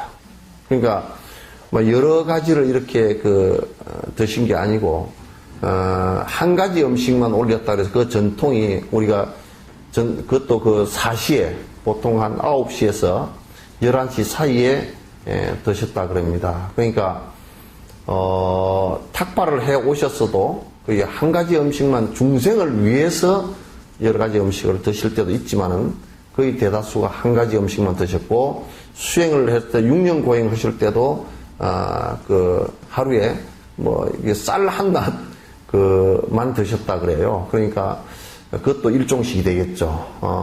그런데 이제 모든 중생들은 그렇게 이제 못 먹잖아요. 그죠? 그리고 수행 여터도 그렇게 못 먹고요. 못 먹는데, 여기에서 이제 그 음식 공양을 올리는 것은 사실상 모든 공양 가운데 생명을 기본적으로 유지해주는 가장 중요한 공양의식이죠. 부처님 전에는 그래서 일종식을 부처님께서 드셨기 때문에 항상 맞이 올릴 때 한 가지 그 곡식으로 음식을 지어서 이렇게 올리게 되거든요. 우리가 한국의 이제 전통으로는 추석 때 이제 뭐 송편도 올리고 뭐 떡국도 이제 올리고 뭐 이렇게 하지만은, 그러나 그것도 일종식입니다. 한 가지만 된 것을 이제 올리게 되는데, 그건 부처님께서 평생 사신 그 뜻을 갖다 기리기 위해서 그렇게 하신 것이고요. 여기에 이제 여러 가지 공양을 갖다 모든 수행자들에게 기본적으로 먹고 살 수 있게끔 공양을 올리는데, 우리는 좀 미안하게도 요 공양법이 우리는 참 많이 퇴색해가지고 옛날 우리 어릴 때 그냥 탁자밥 내려 먹는, 그래서 목탁을 갖다 연무를 열심히 해라 그러면 너 탁자법이나 밥이나 내려 먹도록 해야 된다 그래서 마치 탁자밥 내려 먹는 훈련 정도로 생각했단 말이에요. 그게 이제 굉장히 잘못된 건데, 그렇게 하기 위해서 한 것은 아니에요. 그래서 중요한 우리가 수행 가운데 공양 올리는 수행이 꼭 필요하고, 거기에 여러분들이 이제 부처님께 여러 가지 음식을 공양 올리는 것은 부처님에게뿐만 아니라 여러 제자들에게도 같이 이렇게 올리는 겁니다. 그러니까 이것도 한국불교에서 빨리 고쳐야 되는데, 지금 남방불교 쪽은 가보니까 참 그게 지금도 스님들께서 탁발을 그대로 나가고, 그래서 신도들이 언제든지 스님들에게 공양을 올릴 준비가 되어 있고, 그 대신에 스님들이 먹고 살기 위해서 하는 수단들이 전부 다 부처님 당시 때처럼 하지 못하게끔 차단되어 있어서 청정한 성가를 유지하는 데 굉장히 도움이 되는 그런 내용이었습니다. 처음에 우리가 이제 티베트 달라이라마에게 법회를 요청해서 갔을 때 이 공양하는 것이 서툴러가지고, 그쪽은 그게 굉장히 잘 되어 있는데 우리는 그게 많이 없어져서 서툴러서 첫해 법회를 할 때 사실은 거기 오신 스님들을 첫해 2회까지 점심 공양을 못 해드렸던 것 같아요. 나중에 알고 보니까 굉장히 미안하고, 참 마음이 굉장히 안 아팠어요. 근데, 그분들에게 공양을 해드린다는 게 형식이 아니고, 실제 토굴에 사시는 분들이나 이런 분들은 그런 공양하는 것으로만 살아요. 장사하는 것도 아니고, 또, 뒤에 이제 요즘에는 스폰서라는 어떤 그런, 그것도 많이 하지만, 옛날에도 그렇게는 했고요. 그래서, 어쨌든, 개인 공양이건, 단체 공양이건, 공양하는 것으로, 사시고, 그래서, 달라이라마께서 이제 그 얘기, 우리 아침에 뷔페 가면 아침에 빵 하나 나오잖아요. 그죠? 빵하고 버터차 이렇게 나오는데, 우리가 뷔페 막 시작하자마자 그게 바로 나오죠. 그죠? 바로 나오는데, 아마 다른 뷔페 할 때 누가 공양을 못 냈던가 봐요. 그러니까 달라이라마께서 내시는데, 내용을 가만 보니까, 티벳은 우리나라처럼 아침이 공기가 좋고 따뜻하고, 그래서 아침에 일찍 일어나는 습관이 아니고, 그네들은 굉장히 추운 곳에서 살았기 때문에, 아침에 일찍 일어나지를 않는 것 같아요. 그래서 그때가 아침 공양 시간인 것 같아요. 티벳 안에서는. 근데 아침에 법회를 나와가지고 그 공양을 갖다 하는 것 같아요. 맞아요? 예? 그렇게 하지. 예, 습관이. 그러니까 이제 그 공양을 안 하면 아침밥을 굶고 법문을 받는 거예요. 우리는 습관이 없어가지고 전혀 몰랐거든요. 굉장히 미안하더라고. 엄청 미안해요. 돈 그렇게 많지도 않은데, 그걸 갖다, 안에서 굉장히 미안하고.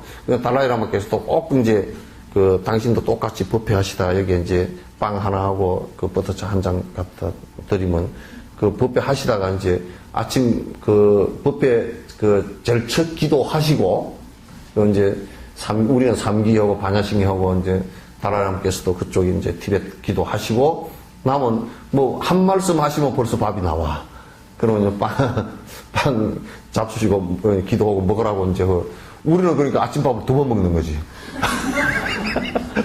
우리는 아침에 이미 다 먹고 나가잖아요, 그죠?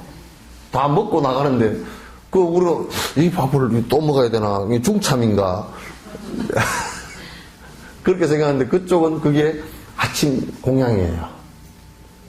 그래서 우리가 이제 지역이 다르기 때문에 습관이 좀 달라서, 그렇긴 해도 공양하는 것이 음식 공양 같은 것도, 아침에 안 드시고 나왔는데 그거 먹고 아침에 빵도 없고 버터차 한 잔도 없으면 이게 아침을 완전 굶고 법문을 듣는 것이구나. 이 생각이 들어서 이번에 우리가 법회 갈 때 꼭 그걸 갖다 하라고 그러거든요. 근데 습속이 달라서 모르긴 해도 공양 방법이 다르긴 하지만은 사실은 그게 이제 꼭 그분들한테는 꼭 필요한 공양이고, 우리도 이제 사시에 공양하는 것은 점심 공양을 가장 중요하게 생각하거든요. 아침은 옛날에는 우리는 죽을 먹었습니다. 아침에 조죽이라고 해서 꼭 죽을 먹었고, 그 다음에 점심 사시 공양은 대부분이 신도들이 있을 때는 신도들이 공양을 절에와서 냅니다. 그래서 절에 와서 공양을 당신네들이 지어서 이렇게 이제 대중 공양을 하고, 그렇게 하거든요. 근데 요즘에는 이제 그런 것들이 다 많이 사라졌죠, 그죠? 그래서 음식 공양은요, 우리나라 전통 가운데 불교 전통 때문에요, 사람들하고 나눠 먹는 것을 굉장히 좋아해요, 그죠? 그게 불교 전통 때문에 그렇습니다. 유교 전통은 그게 별로 없어요. 근데 불교 전통은, 신라 때, 삼국 때부터 그게 이제, 많이 돼가지고, 모든 사람, 높낮이를, 높고 낮은 거 다 놔두고, 빈부귀천을 놔두고, 노나 먹는 때도 있었고요. 그런 때도 있었고, 명절 때 서로 노나 먹는 거, 또 평소에 이웃과 서로 노나 먹는 거, 이걸 참 잘했는데, 지금까지도 불교가 형성한 중요한 사회적 자산 가운데 하나가 음식 서로 노나 먹을 수 있는, 이거는 참 아직까지도 굉장히 잘하는 것 같아요. 잘하는 것 같아요. 어떤 데는 보면 굉장히 흐뭇합니다. 그래서 이 음식 공양은 사람을 서로 복스럽게 하고 득스럽게 하고 원만하게 하는데 굉장히 중요합니다. 서로 나눠서 할 수 있는 거. 자, 17번째, 황금의 연꽃 위에 차례차례 줄 서 있는, 연꽃이 아니고 연못 위에입니다.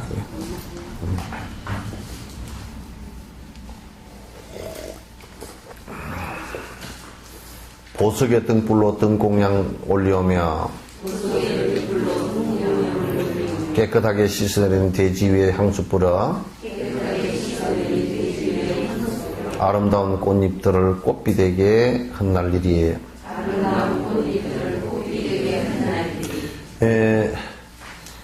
등공양은 아마 세계에서 한국만큼 화려하게 하는 데가 많지 않은 것 같습니다. 그래서 태국 같은 데도 이제 불치사의 부처님 오신 날 행사 때 막 크게 등공양 올리고 이제 스리랑카 같은 데도 그렇게 하는데, 등을, 화려하게 만들어서 이제 부처님께 올리고 또 법당에도 인등 공양 올리고 하는 것들이 전 세계에서 등공양은 한국이 제일 화려한 것 같아요. 그 등공양은 우리가 이제 올릴 때 이런 의미가 들어있습니다. 그 등이라는 것은 상징적으로 어둠을 밝히는 것이죠. 그죠? 그 지혜를 갖다가 상징하는 겁니다.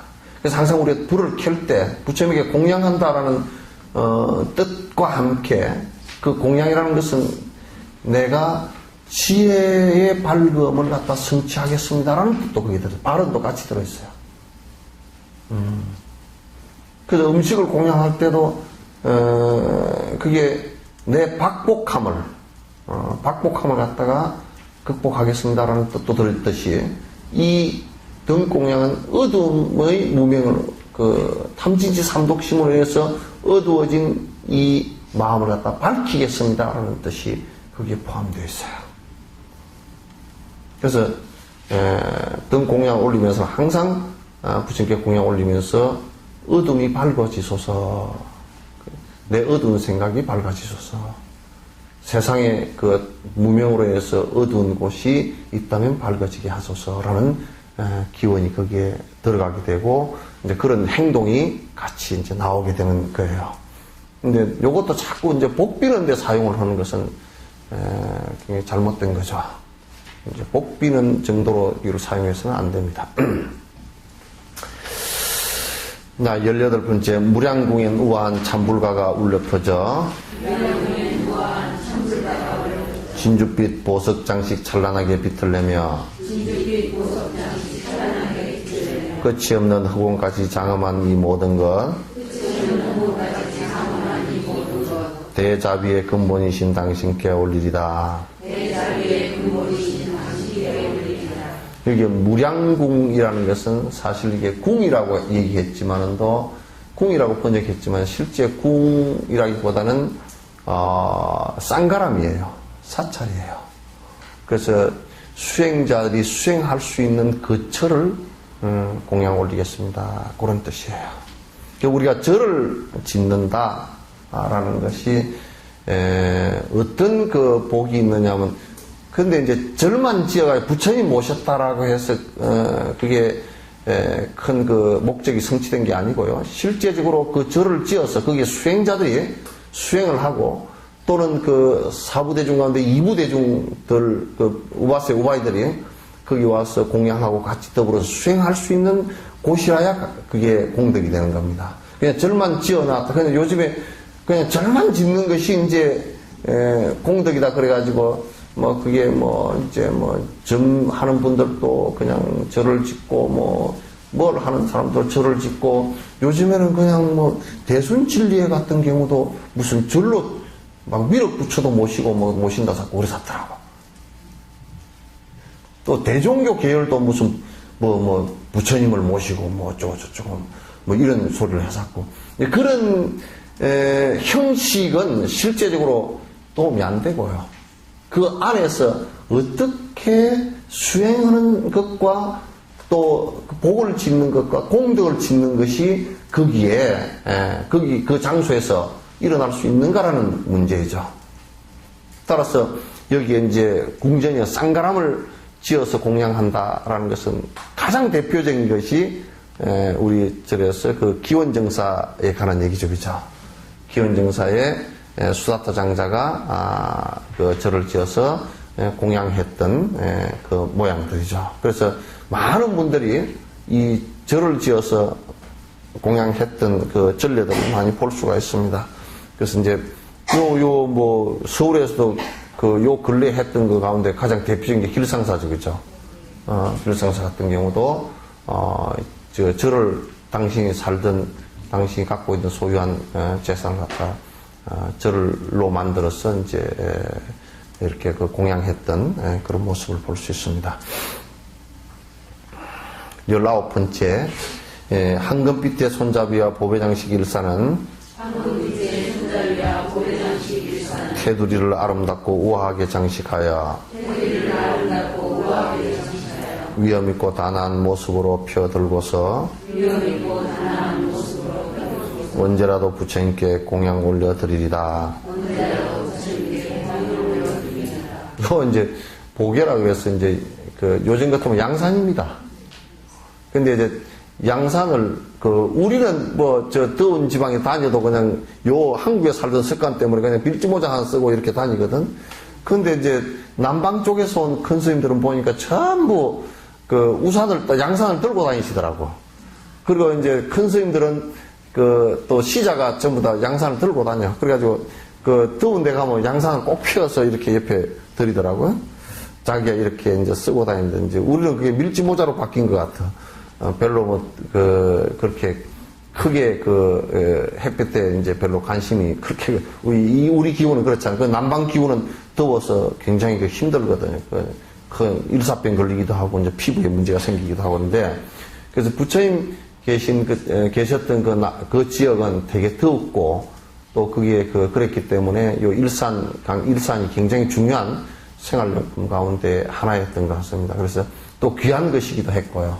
그래서 이 공양 올리는 것도 생활 필수품으로서 꼭 필요했던 것 같습니다. 이 밖에도 갖가지의 다른 모든 공양물과 아름답고 감미로운 음성 공양을 올리오니 유정중생 고통들을 남김없이 거두시는 향기로운 구름되어 처처마다 머무소서. 요건 이제 음성 공양이죠. 찬불가입니다. 찬탄하는 찬불이죠. 그러니까 찬탄하는 것이 뒤에 이제 찬탄도 나옵니다만도 찬탄하는 것이 음성으로서 찬탄하는 것이 노래로서 찬탄하는 것이 굉장히 내가 그렇게 그 길로 갈 수 있게끔의 힘을 만들어냅니다. 그러니까 내가 찬탄을 하면 내가 그렇게 바뀌어가는 것이죠. 그러니까 부처님과 바른 법과 그 수행을 하는 분들을 찬탄한다는 것은 내가 그렇게 되고자 하는 노력이죠, 이게. 그래서 찬불가는 그래서 중요합니다. 찬불가 그래서 중요한데, 옛날 이제 중국 쪽에서 이제 범음이라 그래서 인도음을 본따서 범어의 운곡을 본따서 양나라 때라든지 이제 송나라 때 또는 당나라 때 작곡한 범패음이 많습니다. 그게 지금도 우리나라에서 하고 있는 지금 전통 의식이 쪽이죠. 그게 사실 찬불가 노래입니다.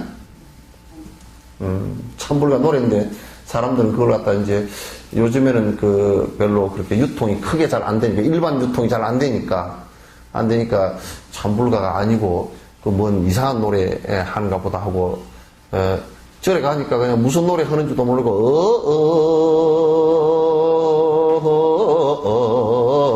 그래서 지금 뭔 노래야 길게도 빼네 무슨 노래인지도 모르고. 근데 그때 당시 한 1000년 1500년 정도를 갖다가 진행한 찬불가의 음성입니다. 근데 거기에는 노래라는 것이요 굉장히 기억을 잘하게 만들어져요.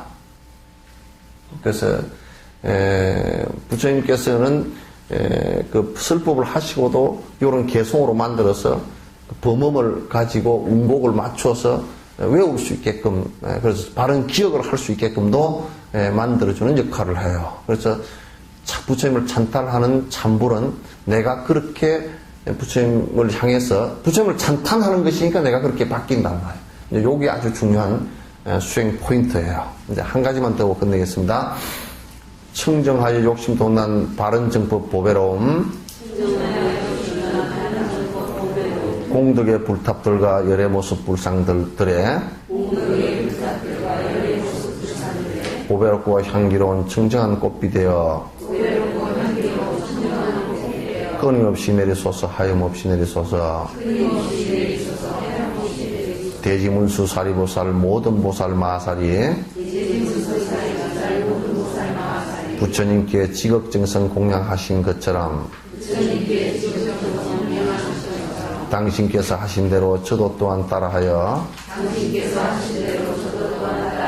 제불열의 아들들께 지극정성 공양하여 요까지만 이제 21번째는 공양 올리는 것이 이제 불탑의 공양입니다. 여기에서 이제 12공양 가운데 그 다음에 그 향수, 음성, 법의, 보석, 향유, 분양, 한, 음식, 등공양, 궁정공양, 또 양상공양, 그 다음에 마지막 불탑공양. 그래서 이제 탑은 부처님 무덤이죠. 부처님을 상징하는 거라고 봅니다. 불탑 뒤에 사실 불상이 나온 겁니다. 그래서 이제 불탑은 부처님의 사리를 모신 것이고, 또 이 불탑을 공양한다는 것은 부처님의 모양을 공양한다는 뜻이기도 해요. 탑은 또 공덕이라는 뜻도 들었고요. 공덕이 차근차근 쌓인다는 뜻도 들었고요. 그래서 이제 그 탑 공양을 21번째 얘기해서 22번째는 모든 보살들에게 다 또는 부처님과 불보살에게 공양 올린다라는 내용입니다. 다음 23번째 개송부터 그게 이제 찬탄과 예경, 기, 참회 이렇게 쭉 나오니까 그 이제 수행 내용을 또 반복해서 이제 이렇게 다음 시간에 말씀드리도록 하겠습니다. 자, 질문 있으면 하십시오.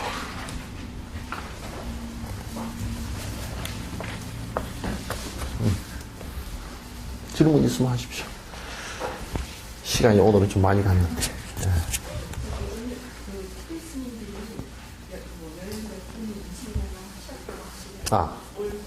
네.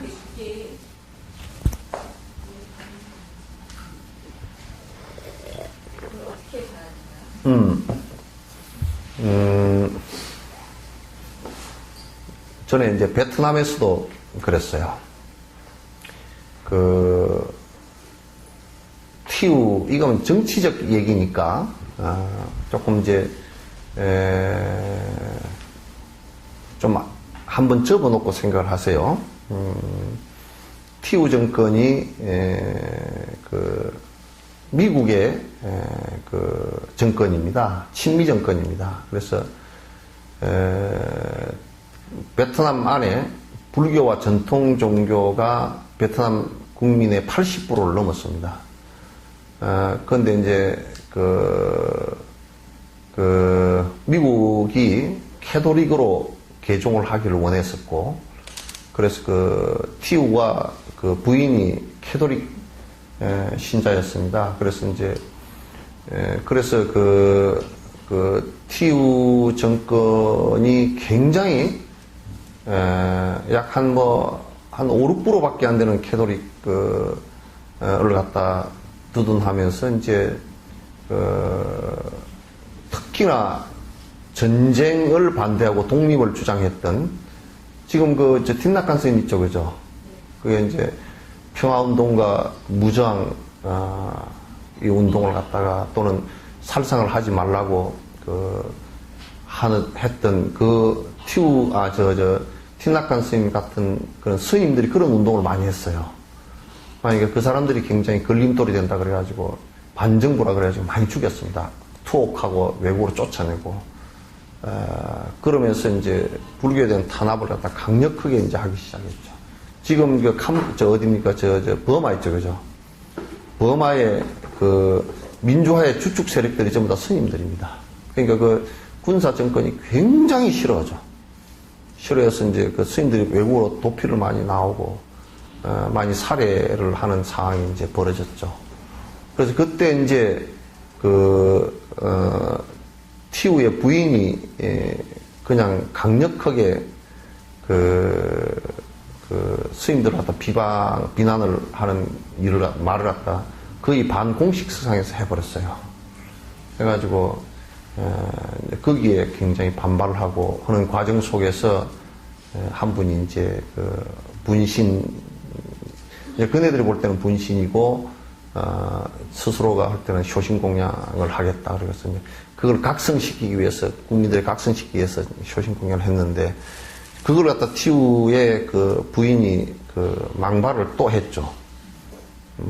돼지 불에다 구워놓은 것 같다고 이제, 그렇게 이제 망발을 했죠. 이제. 그러니까 그것이 촉발되어가지고 계속 이제 문제가 있었고, 그 뒤에 이제 베트남이 독립전쟁에서 승리를 하면서 이제 우리 입장에서 놓고 보면 우리가 군대를 파견했기 때문에 그 말을 할 수도 없었지만은 또 베트남은 프랑스로부터도 미국으로부터도 독립전쟁이었죠. 그래서 이제 그 중간에 서서 평화를 주장했고 했던 사람들이 주로 스님들이었는데 설당이었고 틱낙간 스님의 그 밑에 추종자도 또 많이 살해당했습니다. 많이 죽었어요. 이쪽 정부로부터 살해당하고 지금 공산당 정부도 틱낙간 스님을 갖다 그 월남으로 돌아오는 것을 허용 안 해가지고 한참 동안 그 하다가 한 번 여행하는 것만 허용해서 한 번 틱낙간 스님이 다녀서 그분들이 불란서로 이제 피신을 갖다 그 월남을 점령하고 식민지로 삼았던 불란서에서 살 수밖에 없는 이제 그런 상황이죠.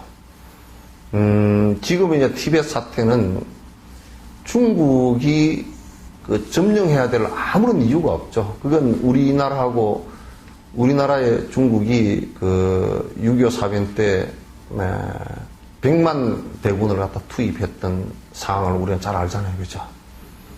거기에 뭐 등소팽 아들인가 누구도 그것을 전사했다고 그러더라고요. 그런데 중국의 이제 팽창주의가 그 국공 그 독립운동 독립이 되고 난 뒤에 국공 그 싸움이 붙었죠. 그죠?